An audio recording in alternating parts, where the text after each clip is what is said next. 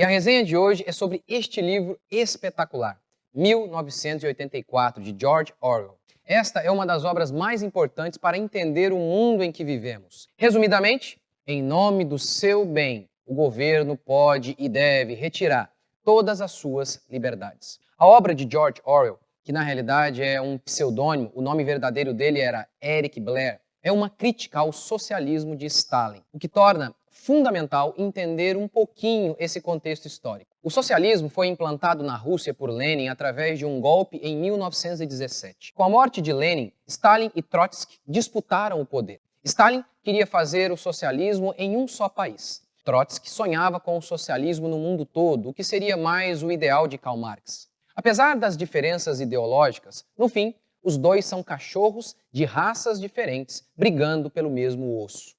Comentando sobre a diferença entre os dois, o professor José Monir resumiu assim: a maneira de matar. Stalin venceu Trotsky e implantou uma ditadura, o modus operandi do socialismo. George Orwell era socialista, mas trotskista, o lado perseguido.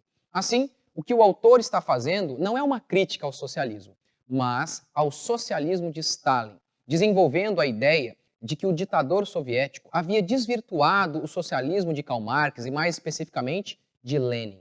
Isso é visto no personagem de 1984, Goldstein, que representa o Trotsky. O autor explica que Goldstein era membro do partido, quase no mesmo nível do grande irmão que representa o governo, mas que havia traído o partido e vivia pregando sobre liberdade de expressão, de reunião e que a revolução fora traída. Mas, como disse o autor de O Diabo na História, não é possível manter e defender a imagem de um Lenin relativamente benigno, cujas ideias foram perversamente distorcidas pelo sociopata Stalin. Se criticamos os ideais socialistas do PT, eles retrucam, mas eles corromperam o ideal. O ideal é sempre perfeito, a prática é que é ruim. Por isso a afeição por Trotsky, o socialista que não está no poder, pois este é sempre melhor que o socialista que está pondo em prática os ideais marxistas. A verdade é a seguinte: socialismo é sempre ditadura. De certa forma, ninguém jamais praticou mesmo o socialismo, porque ele é impossível, ele é impraticável. E na Rússia, por exemplo, a revolução não se deu pelo proletariado, como dito por Karl Marx, pois nem mesmo havia indústria direito lá. Na prática, socialismo é uma seita com 1000 ramificações, mas todas elas têm algo em comum: um aumento do Estado, que sempre gera escravidão de seu povo, em níveis maiores, como na União Soviética, ou em níveis menores, como no Brasil.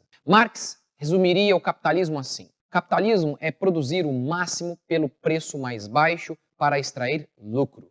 E isso só acontece por meio de exploração. E eu defino o socialismo assim: socialismo é produzir o mínimo pelo preço mais caro, e isso só acontece através de uma ditadura. Seja ela uma ditadura leninista ou stalinista, que pega em arma e sai matando todo mundo, ou uma ditadura fabiana, em que se vai aplicando o socialismo aos poucos, por meio de doutrinação, principalmente na escola. E apesar de diferente na atuação, ambos restringem nossas liberdades.